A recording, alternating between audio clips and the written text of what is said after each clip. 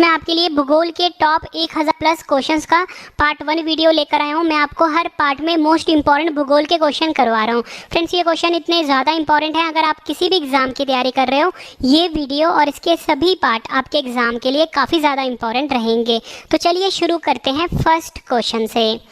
First question है हमारा, पृथ्वी की भूपरिटि जिसे कि हम क्रस्ट भी बोलते हैं का आधा भाग किस खनिज से बना होता है? सही आंसर है ऑप्शन बी, फेल्ड्स्पर। पृथ्वी की जो भूपरिटि होती है जिसे कि हम क्रस्ट भी बोलते हैं उसका आधा भाग जो होता है वो फेल्ड्स्पर से बना होता है। फ्रेंड्स, अगर हम बात करें प्रतिशत में, फ्रेंड्स ये 41% से लेके 50% तक इसका कंपोजिशन होता है। ठीक है, मोस्ट इंपॉर्टेंट क्वेश्चन है आपके एग्जाम के लिए। फ्रेंड्स, अगर हम बात करें पृथ्वी की, हमारा जो पृथ्वी होता है फ्रेंड्स उसकी जो मेनली 3 परतें होती हैं, या आप बोल सकते हो मेनली जो होता है ये 3 लेयर्स का होता है। सबसे जो ऊपर वाली लेयर होती है ना फ्रेंड्स, सबसे ऊपर वाली जो लेयर होती है इसी को हम भूपरिटि कहते हैं, या फिर आप बोल सकते हो इसको हम बोलते हैं क्रस्ट। क्या बोलते हैं? क्रस्ट परत बोलते हैं या भूपरिटि परत बोलते हैं। इसकी नीचे जो फ्रेंड्स परत आता है ना, इसकी कुछ इस तरह से मैं डायग्राम बना रहा हूँ। ठीक है, जो अंदर वाली परत होती है इसको हम बोलते हैं कोर।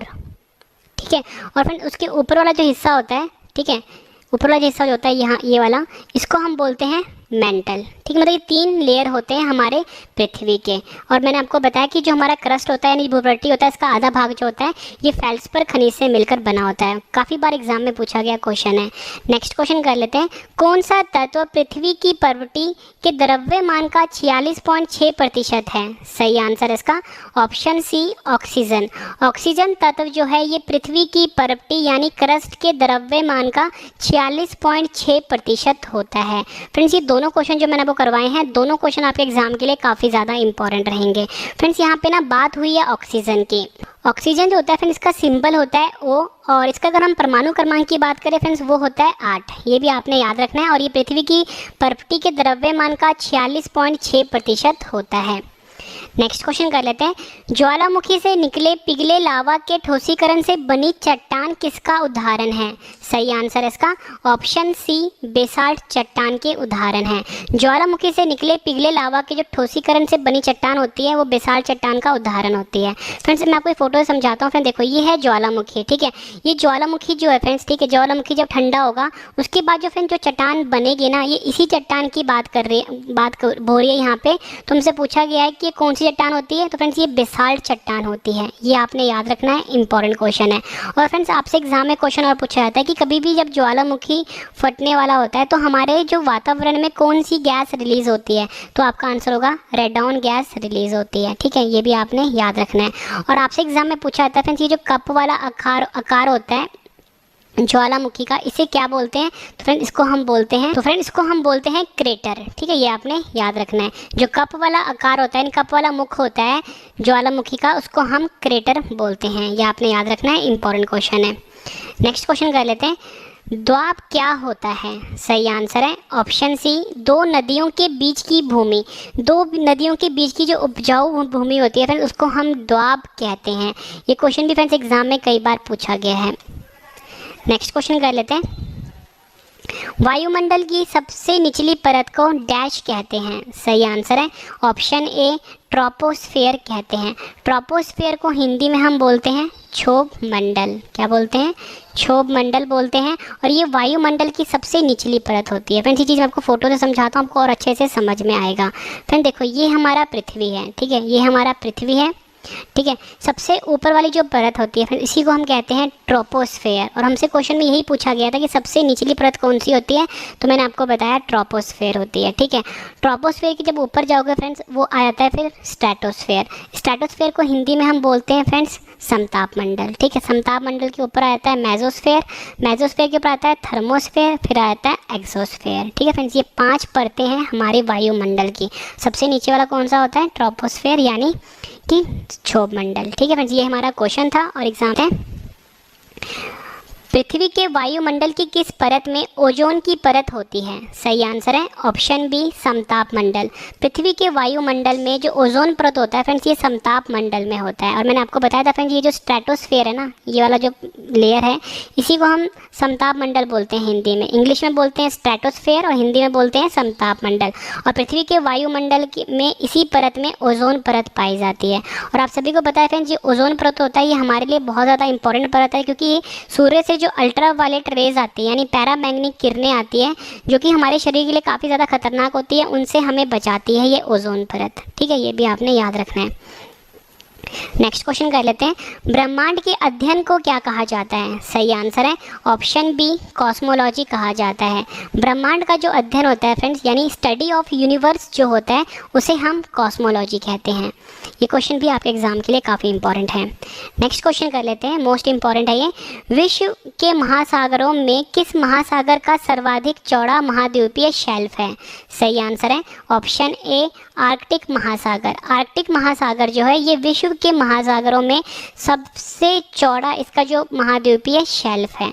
महाद्वीपीय शेल्फ को हम कॉन्टिनेंटल शेल्फ भी बोलते हैं। ठीक है, अब मैं आपको समझाता हूँ फ्रेंड्स महाद्वीपीय शेल्फ क्या होता है, और इसके ऊपर एक इंपॉर्टेंट क्वेश्चन भी है, वो अगले क्वेश्चंस में आएगा। देखो फ्रेंड्स, कोई भी जो फ्रेंड्स कोस्टल एरिया होता है, ठीक है, जहाँ से समुद्र शुरू होता है, ठीक है, और जो ज़मीन वाला हिस्सा समुद्र के अंदर हो जाता है उसको हम बोलते हैं कॉन्टिनेंटल शेल्फ यानी कि महाद्वीपीय शेल्फ। फिर देखो इसके बाद जो स्लोप शुरू हो रहा है ना, स्लोप से पहले तक वाला एरिया जो समुद्र के अंदर है या पानी के अंदर है उसे हम कॉन्टिनेंटल शेल्फ कहते हैं।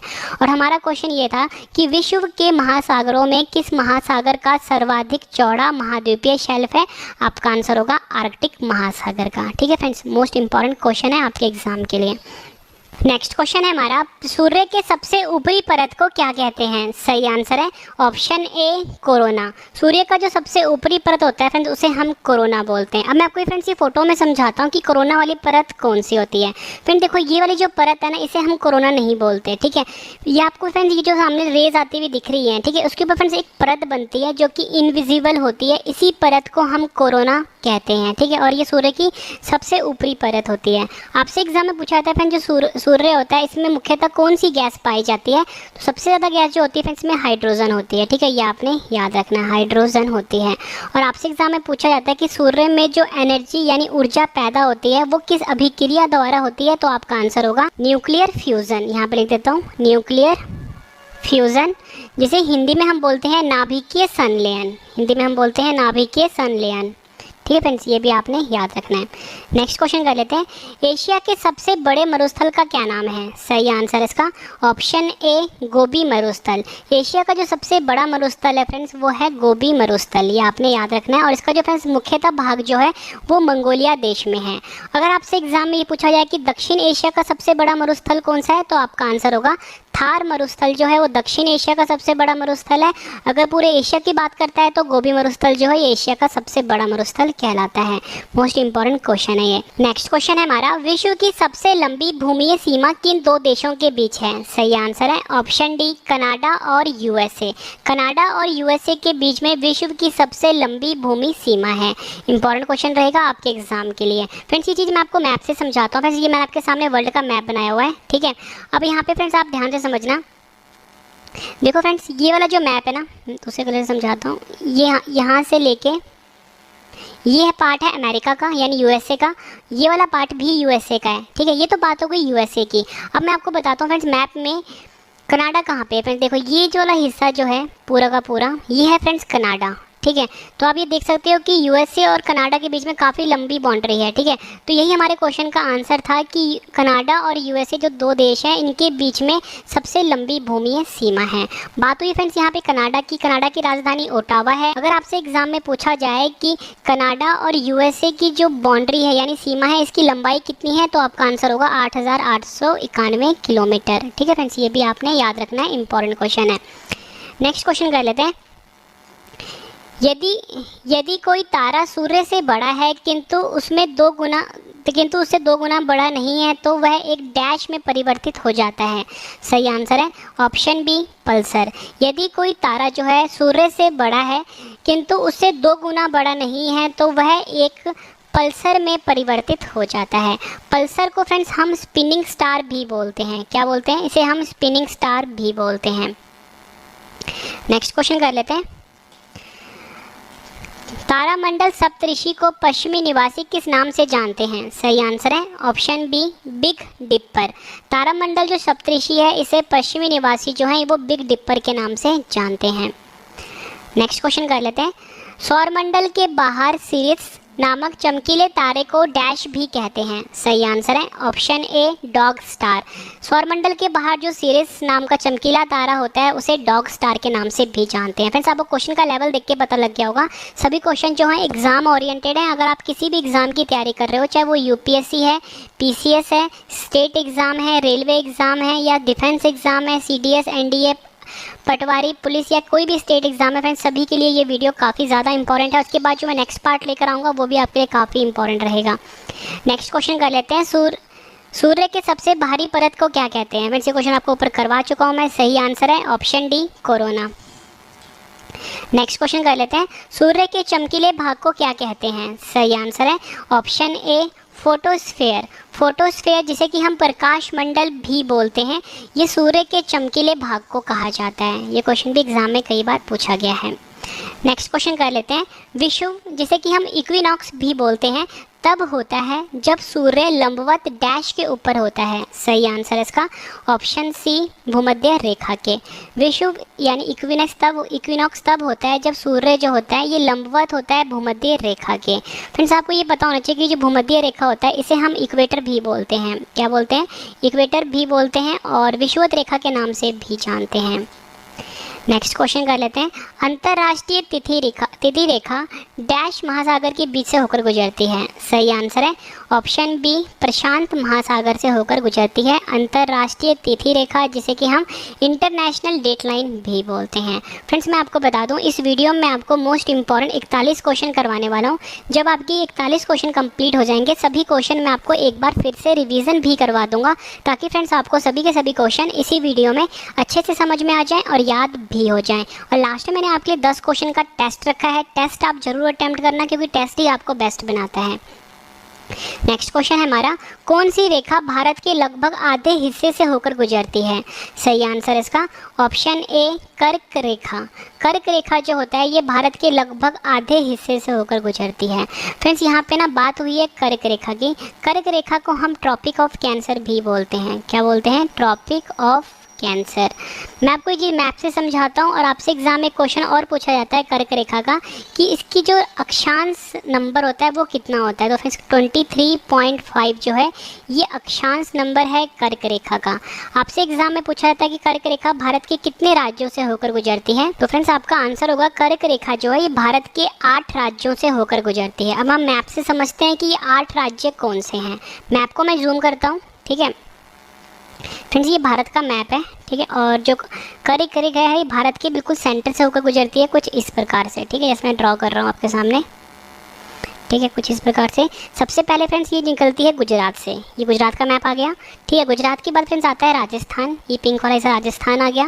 राजस्थान के बाद फ्रेंड्स आ गया फिर मध्य प्रदेश, ठीक है, ये मध्य प्रदेश वाला हिस्सा आ गया। उसके बाद फ्रेंड्स आ गया फिर छत्तीसगढ़, ठीक है, ये छत्तीसगढ़ वाला हिस्सा भी आ गया। उसके बाद फ्रेंड्स फिर झारखंड आता है। झारखंड के बाद फ्रेंड्स फिर आएगा पश्चिम बंगाल। पश्चिम बंगाल के बाद आएगा फिर त्रिपुरा, फिर आएगा मिजोरम। मतलब फ्रेंड्स ये कुल मिला के 8 राज्यों से होकर गुजरती है कर्क रेखा, ये आपने याद रखना और मैंने आपको मैप से भी समझा दिया। नेक्स्ट क्वेश्चन कर लेते हैं, डैश पृथ्वी के सबसे ऊपरी कठोर सतह है? सही आंसर है इसका ऑप्शन बी लिथोस्फेयर। लिथोस्फेयर जो होता है ये पृथ्वी के सबसे ऊपरी कठोर सतह को हम कहते हैं।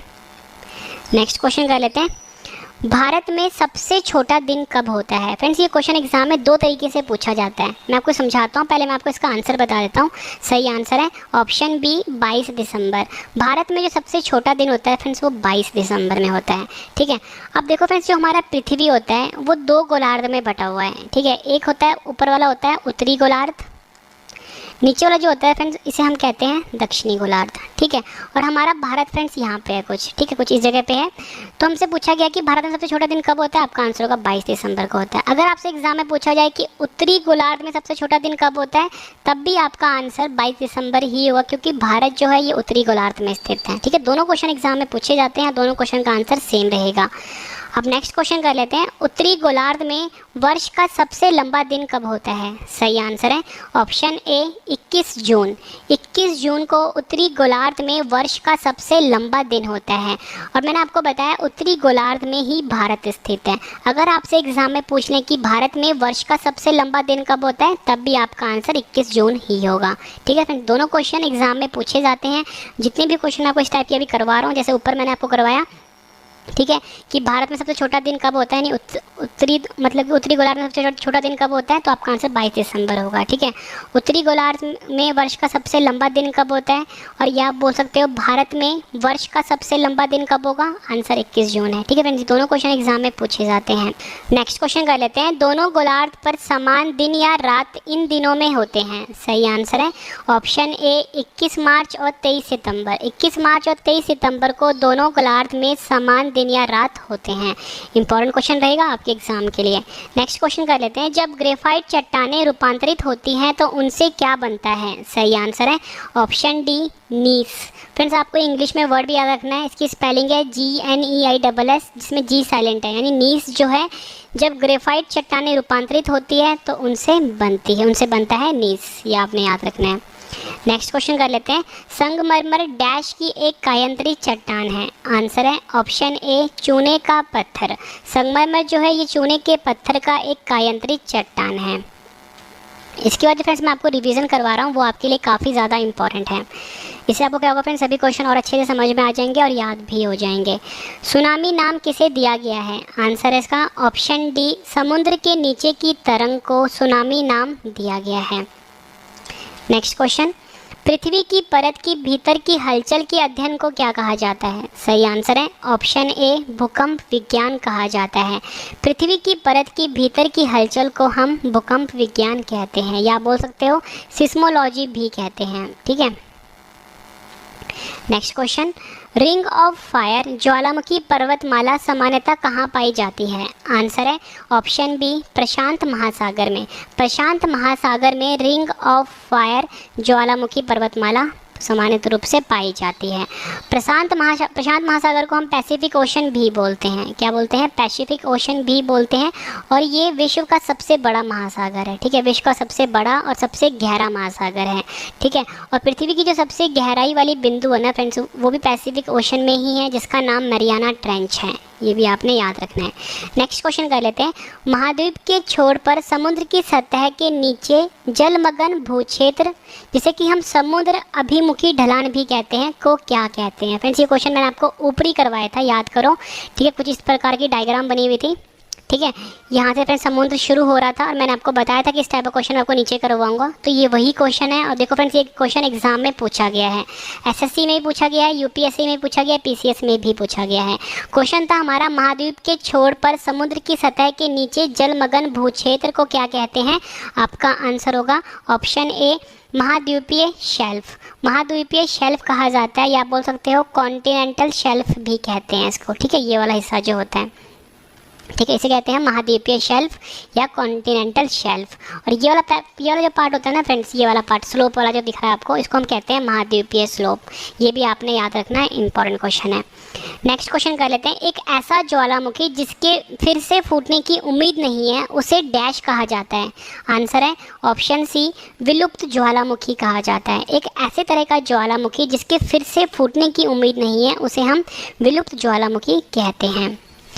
नेक्स्ट क्वेश्चन कर लेते हैं, उन भू आकृतियों को क्या कहते हैं जो पृथ्वी में विभ्रंश के कारण बनती है तथा जिनके कारण एक सतह दूसरी सतह से नीचे चली जाती है? आंसर है, उसे हम कहते हैं विभ्रंश घाटी, यानी रिफ्ट वैली कहते हैं। उन भू आकृतियों को हम कहते हैं विभ्रंश घाटी, जो कि पृथ्वी में विभ्रंश के कारण बनती है, जिनके कारण एक सतह दूसरी सतह से नीचे चली जाती है। ये क्वेश्चन भी एग्जाम में कई बार पूछा गया है। नेक्स्ट क्वेश्चन कर लेते हैं, विश्व की सबसे गहरी समुद्री खाई कौन सी है? सही आंसर है ऑप्शन ए मरीना की खाई, जिसे कि हम मरियाना ट्रेंच भी बोलते हैं। ऊपरी मैंने आपको बताया था कि जो मरीना की खाई है यानी मरियाना ट्रेंच है, ये कहाँ पर स्थित है? ये प्रशांत महासागर में स्थित है। ठीक है, प्रशांत महासागर। ठीक है, और ये विश्व की सबसे गहरी समुद्री खाई है, ये भी आपने याद रखना है।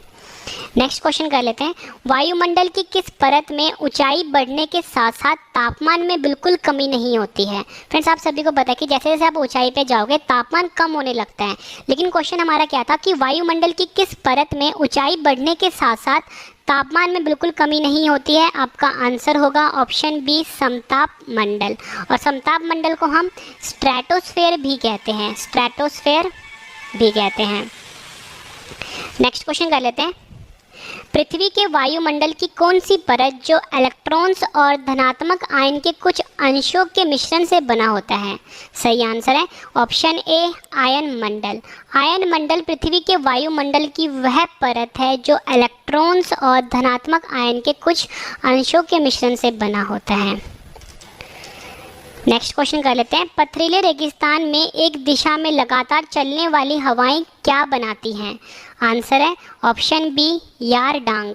पथरीले रेगिस्तानों में एक दिशा में लगातार चलने वाली जो हवाएं होती हैं वो यार डांग बनाती हैं। इंपॉर्टेंट क्वेश्चन रहेगा आपके एग्जाम के लिए। क्वेश्चन कर लेते हैं, समुद्र का जल वर्षा के जल की अपेक्षा अधिक लवण वाला होता है क्योंकि डैश। सही आंसर है ऑप्शन सी, नदियाँ पृथ्वी से लवण बहा कर ले जाती हैं और समुद्र में डाल देती है। क्वेश्चन ये कह रहा है कि समुद्र का जल जो होता है ना, ये वर्षा की जल की अपेक्षा अधिक लवणीय होता है, यानी कि सॉल्टी होता है। तो क्यों होता है? आंसर होता है कि नदियाँ पृथ्वी से लवण बहाकर ले जाती हैं और समुद्र में डाल देती हैं। ठीक है, ये इसका आंसर हुआ। नेक्स्ट क्वेश्चन कर लेते हैं, ये भी मोस्ट इंपॉर्टेंट क्वेश्चन है ये। बारिश और हिमपात एक साथ होने की अवस्था को क्या कहते हैं? आंसर है ऑप्शन बी, स्लीट कहा जाता है। बारिश और हिमपात एक साथ होने की अवस्था को स्लीट कहा जाता है। स्पेलिंग है SLEET। नेक्स्ट क्वेश्चन कर लेते हैं, हिंद महासागर की सबसे गहरी खाई कौन सी है? आंसर है ऑप्शन बी, जावा खाई। जावा खाई जो है हिंद महासागर की सबसे गहरी खाई है। और मैंने आपको बताया था फ्रेंड्स, प्रशांत महासागर की सबसे गहरी खाई है उसका नाम मरियाना ट्रेंच है। ठीक है, वैसे ही हिंद महासागर की जो सबसे गहरी खाई है उसका नाम जावा खाई है। दोनों क्वेश्चन एग्जाम में पूछे गए हैं। नेक्स्ट क्वेश्चन, जिब्राल्टर जल डमरू मध्य किन दो को जोड़ता है? आंसर है ऑप्शन सी, अटलांटिक महासागर और भूमध्य सागर। जिब्राल्टर जल डमरू मध्य जो है ये अटलांटिक महासागर को और भूमध्य सागर को आपस में जोड़ता है। नेक्स्ट क्वेश्चन, किसे सफ़ेद हाथियों का देश भी कहते हैं? आंसर है ऑप्शन सी, थाईलैंड। थाईलैंड देश जो है इसे सफ़ेद हाथियों का देश भी कहते हैं। वीडियो का इसके बाद इन सभी क्वेश्चन का रिवीजन है और टेस्ट भी है। किस देश को नहरों का देश कहते हैं? आंसर है ऑप्शन ए, पाकिस्तान। पाकिस्तान देश जो है इस देश को नहरों का देश भी कहा जाता है। इंपॉर्टेंट क्वेश्चन रहेगा आपके एग्जाम के लिए। फ्रेंड्स मैंने आपको ये 41 क्वेश्चन करवाए। उम्मीद करता हूँ फ्रेंड्स आपको सभी क्वेश्चन अच्छे से समझ में आ गए होंगे और याद भी हो गए होंगे। अब इस वीडियो का सबसे बेहतरीन पार्ट है इन सभी क्वेश्चन का रिवीजन, और इसके बाद मैंने आपके 10 क्वेश्चन का टेस्ट रखा है। टेस्ट आप जरूर अटैम्प्ट करना क्योंकि टेस्ट ही आपको बेस्ट बनाता है। ठीक है, उससे पहले फ्रेंड्स रिवीजन फर्स्ट क्वेश्चन से। फर्स्ट क्वेश्चन है हमारा, पृथ्वी के भूपर्वती यानी क्रस्ट का आधा भाग किस खनिज से बना होता है? सही आंसर है फेल्सपर। नेक्स्ट क्वेश्चन, कौन सा तत्व पृथ्वी की पर्वती यानी क्रस्ट के द्रव्यमान का 46.6% है? आंसर है ऑक्सीजन। नेक्स्ट क्वेश्चन है रिवीजन का, ज्वालामुखी से निकले पिघले लावा के ठोसीकरण से बनी चट्टान किसका उदाहरण है? आंसर है बेसाल्ट चट्टान। नेक्स्ट क्वेश्चन, द्वाब क्या होता है? सही आंसर है दो नदियों के बीच की भूमि। नेक्स्ट क्वेश्चन, वायुमंडल के सबसे निचली परत को डैश कहते हैं? आंसर है ट्रोपोस्फेयर कहते हैं। पृथ्वी के वायुमंडल की किस परत में ओजोन की परत होती है? आंसर है समताप मंडल। फ्रेंड्स ये ट्रोपोस्फेयर जो है इसे हम क्षोभ मंडल भी कहते हैं, हिंदी में क्या बोलते हैं? क्षोभ मंडल। ठीक है, ये भी आपने याद रखना है। ब्रह्मांड के अध्ययन को क्या कहा जाता है? सही आंसर है कॉस्मोलॉजी। नेक्स्ट क्वेश्चन है, विश्व के महासागरों में किस महासागर का सर्वाधिक चौड़ा महाद्वीपीय शेल्फ है? आंसर है आर्कटिक महासागर। नेक्स्ट क्वेश्चन, सूर्य के सबसे ऊपरी परत को क्या कहते हैं? आंसर है कोरोना। नेक्स्ट क्वेश्चन, एशिया के सबसे बड़े मरुस्थल का क्या नाम है? आंसर है गोबी मरुस्थल। विश्व की सबसे लंबी भूमीय सीमा किन दो देशों के बीच है? आंसर है कनाडा और USA। यदि कोई तारा सूर्य से बड़ा है किंतु उससे 2 गुना बड़ा नहीं है तो वह एक डैश में परिवर्तित हो जाता है। आंसर है पल्सर। तारामंडल सप्तऋषि को पश्चिमी निवासी किस नाम से जानते हैं? आंसर है बिग डिपर। नेक्स्ट क्वेश्चन, सौरमंडल के बाहर सिरियस नामक चमकीले तारे को डैश भी कहते हैं। आंसर है डॉग स्टार। सूर्य के सबसे बाहरी परत को क्या कहते हैं? आंसर है कोरोना कहते हैं। सूर्य के चमकीले भाग को क्या कहते हैं? आंसर है फोटोस्फेयर। फोटोस्फेयर को हम हिंदी में प्रकाश मंडल भी कहते हैं। विषुव, जिसे कि हम इक्विनॉक्स भी बोलते हैं, तब होता है जब सूर्य लंबवत डैश के ऊपर होता है। आंसर है भूमध्य रेखा के। नेक्स्ट क्वेश्चन, अंतर्राष्ट्रीय तिथि रेखा डैश महासागर के बीच से होकर गुजरती है। आंसर है प्रशांत महासागर। नेक्स्ट क्वेश्चन, कौन सी रेखा भारत के लगभग आधे हिस्से से होकर गुजरती है? आंसर है कर्क रेखा। नेक्स्ट क्वेश्चन है रिवीजन का, डैश पृथ्वी की सबसे ऊपरी कठोर सतह है। आंसर है लिथोस्फेयर। नेक्स्ट क्वेश्चन, भारत में सबसे छोटा दिन कब होता है? आंसर है 22 दिसंबर को। उत्तरी गोलार्ध में वर्ष का सबसे लंबा दिन कब होता है? आंसर है 21 जून को। दोनों गोलार्ध पर समान दिन और रात इन दिनों में होते हैं। आंसर है 21 मार्च और 23 सितंबर। नेक्स्ट क्वेश्चन, जब ग्रेफाइट चट्टानें रूपांतरित होती है तो उनसे क्या बनता है? आंसर है उनसे बनता है नीस। और फ्रेंड्स, ये जो इंग्लिश वाला वर्ड है GNEISS, ये भी आपने याद रखना है, मोस्ट इंपॉर्टेंट क्वेश्चन है। फ्रेंड्स, आपको क्वेश्चन का लेवल देख के पता लग गया होगा, सभी क्वेश्चन जो है एग्जाम ओरिएंटेड है। अगर आप किसी भी एग्जाम की तैयारी कर रहे हो, चाहे वो UPSC है, चाहे वो SSC है, PCS है, पटवारी है, पुलिस है, डिफेंस एग्जाम है, या किसी भी स्टेट एग्जाम की तैयारी कर रहे हो, फ्रेंड्स ये वीडियो आपके लिए काफ़ी ज़्यादा यूजफुल रहने वाला है। नेक्स्ट क्वेश्चन है हमारा, संगमरमर डैश की एक कायांतरित चट्टान है। आंसर है चूने का पत्थर। सुनामी नाम किसे दिया गया है? आंसर है समुद्र के नीचे की तरंग। फ्रेंड, जितने भी पार्ट में आपके लेकर आ रहा हूँ, चाहे ज्योग्राफी के लेके आ रहा हूँ, साइंस के लेके आ रहा हूँ, पॉलिटी के लेके आ रहा हूँ, सभी पार्ट आप जरूर कर लेना। फ्रेंड्स, जितने क्वेश्चन उसमें है ना फ्रेंड, एक एक क्वेश्चन आप रट के जाना, एग्जाम में ज़्यादातर क्वेश्चन आपको मिल जाएंगे। नेक्स्ट क्वेश्चन है हमारा, पृथ्वी की परत की भीतर की हलचल के अध्ययन को क्या कहा जाता है? आंसर है भूकंप विज्ञान कहा जाता है। रिंग ऑफ फायर ज्वालामुखी पर्वतमाला सामान्यतः कहाँ पाई जाती है? आंसर है प्रशांत महासागर। महाद्वीप के छोर पर समुद्र की सतह के नीचे जलमग्न भूक्षेत्र, जिसे कि हम समुद्र अभिमुखी ढलान कहते हैं, को क्या कहते हैं? आंसर है महाद्वीपीय शेल्फ कहते हैं। एक ऐसा ज्वालामुखी जिसके फिर से फूटने की उम्मीद नहीं है, उसे डैश कहा जाता है। आंसर है विलुप्त ज्वालामुखी कहा जाता है। उन भू आकृतियों को क्या कहते हैं जो पृथ्वी में विभ्रंश के कारण बनती हैं तथा जिनके कारण एक सतह दूसरी सतह के नीचे चली जाती है? आंसर है विभ्रंश घाटी, या बोल सकते हो रिफ्ट वैली भी कहते हैं। मोस्ट इंपॉर्टेंट क्वेश्चन है फ्रेंड्स ये। नेक्स्ट क्वेश्चन, विश्व की सबसे गहरी समुद्री खाई कौन सी है? आंसर है मरीना की खाई। नेक्स्ट क्वेश्चन, वायुमंडल की किस परत में ऊंचाई बढ़ने के साथ साथ तापमान में बिल्कुल कमी नहीं होती है? आंसर है समताप मंडल, और इसको हम स्ट्रेटोस्फेयर भी कहते हैं। स्ट्रेटोस्फेयर भी कहते हैं। पृथ्वी के वायुमंडल की कौन सी परत जो इलेक्ट्रॉन्स और धनात्मक आयन के कुछ अंशों के मिश्रण से बना होता है? आंसर है आयन मंडल। नेक्स्ट क्वेश्चन करते हैं, पथरीले रेगिस्तानों में एक दिशा में लगातार चलने वाली हवाएं क्या बनाती हैं? आंसर है यारडांग। ये वर्ड भी काफ़ी ज़्यादा इंपॉर्टेंट है आपके लिए। समुद्र का जल वर्षा के जल की अपेक्षा अधिक लवण वाला होता है क्योंकि डैश। आंसर है नदियाँ पृथ्वी से लवण बहाकर ले जाती हैं और समुद्र में डाल देती हैं।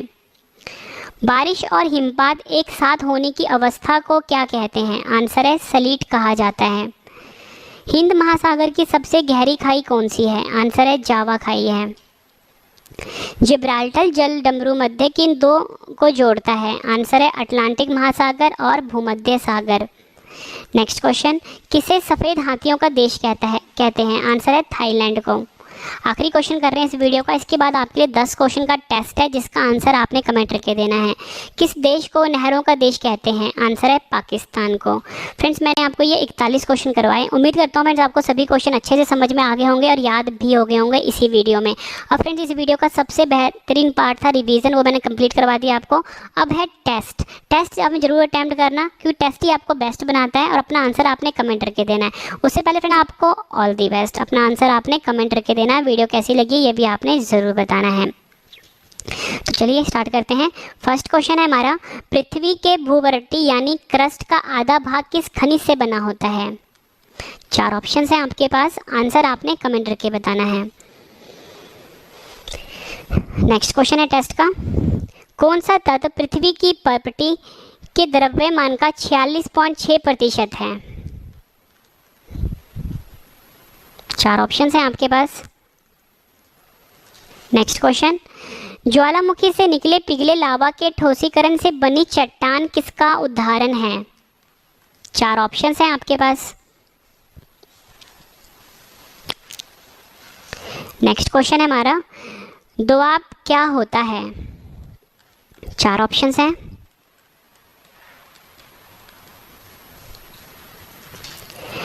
वायुमंडल की सबसे निचली परत को डैश कहते हैं?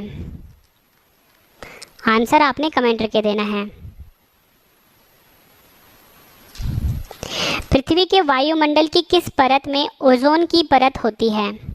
फ्रेंड्स अगर आपको ज़्यादा टाइम चाहिए वीडियो को पॉज करके टाइम ले सकते हो। नेक्स्ट क्वेश्चन करते हैं टेस्ट का, ब्रह्मांड के अध्ययन को क्या कहा जाता है?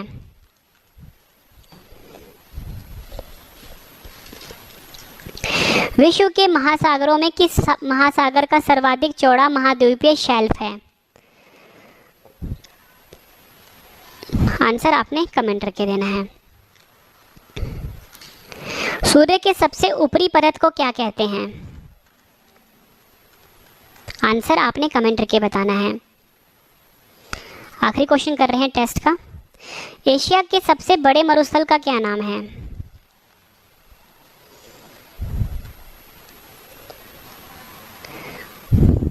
फ्रेंड्स मैंने आपको ये 41 क्वेश्चन करवाए बिल्कुल डिटेल में। उसके बाद मैंने आपको सभी क्वेश्चन का रिवीजन भी करवा दिया और लास्ट में मैंने आपके 10 क्वेश्चन का टेस्ट भी ले लिया। फ्रेंड्स ये सबसे बेहतरीन तरीका था जिस तरीके से मैंने आपको पढ़ाया। पहले मैंने आपको सभी क्वेश्चन करवाए हैं डिटेल में, उसके बाद सभी क्वेश्चन का मैंने आपको रिवीजन करवा दिया ताकि फ्रेंड्स आपको सभी क्वेश्चन इसी वीडियो में अच्छे से समझ में आ जाएँ और याद भी हो जाएँ। और लास्ट में 10 क्वेश्चन का मैंने आपसे टेस्ट भी ले लिया। फ्रेंड्स इससे बेहतरीन तरीका नहीं होता किसी भी चीज़ को पढ़ने का, समझने का और याद करने का। ठीक है फ्रेंड्स, वीडियो कंप्लीट हो चुकी है। फ्रेंड्स वीडियो अगर आपको पसंद आई है फ्रेंड्स वीडियो को लाइक जरूर करिएगा। जितने भी पार्ट मैं आपके लेकर आ रहा हूँ, चाहे वो ज्योग्राफी के लेके आ रहा हूँ, साइंस के लेके आ रहा हूँ, पॉलिटी के लेके आ रहा हूँ, हिस्ट्री के लेके आ रहा हूँ, मतलब जीके के जितने भी पार्ट मैं लेकर आ रहा हूँ, मैथ्स करवा रहा हूँ, मैं आपको रीजनिंग करवा रहा हूँ, फ्रेंड्स करंट अफेयर्स पढ़ा रहा हूँ। फ्रेंड्स एक एक वीडियो जो है ना आपके लिए, उसमें सभी क्वेश्चन हम सिलेक्टेड लेकर आते हैं, मतलब एक एक क्वेश्चन आपके लिए एग्जाम के लिए काफ़ी ज़्यादा इंपॉर्टेंट रहेंगे। फ्रेंड्स अगर आपको सभी क्वेश्चन जो होते हैं अगर बाद